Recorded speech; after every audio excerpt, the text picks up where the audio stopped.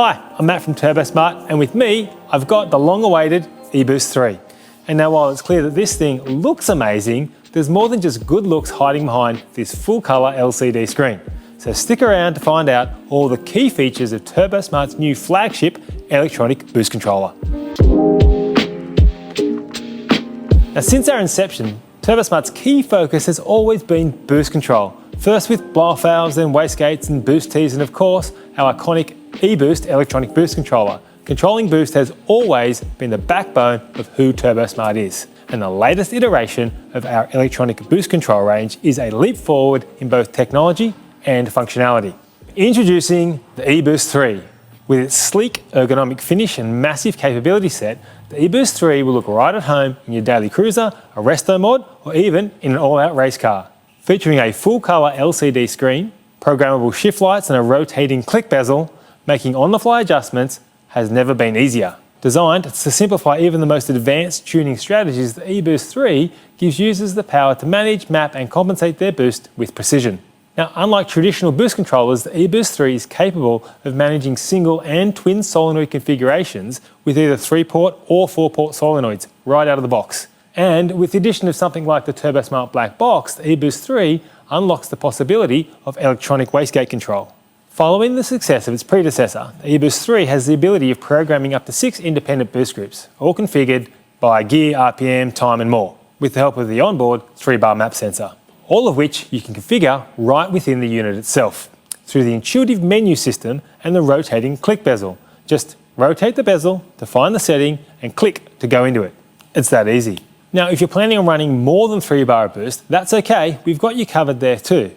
With the integrated inputs in the back of the eBoost 3, you can run a host of different sensors straight into the eBoost 3, including an external map sensor. So the boost control limit of the eBoost 3 is really limited only by your connecting rods and your imagination. eBoost 3 also has the ability to control auxiliary devices through its built-in outputs, things like water spray, methanol, external shift lights or warning lights.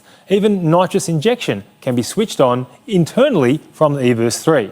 And with all that boosted nitrous at your fingertips, the danger to the manifold is real, which is exactly why we've included customizable overboost shutdowns and peak boost recall, giving you the peace of mind that if boost is creeping, the eBoost 3 will catch it and stop it before the floor pan falls out. Now you'll also notice that the eBoost 3 has a USB port on the back. This isn't to charge your phone, but rather this USB port allows in-field firmware updates to be performed, because we know, like you, that modifying cars is a constant evolution, and we have all sorts of exciting feature upgrades to come with the eBoost 3, so what you get today is just the start of your boost control journey. Before we get too deep into the menu structure, let's take a look at what you get in the box.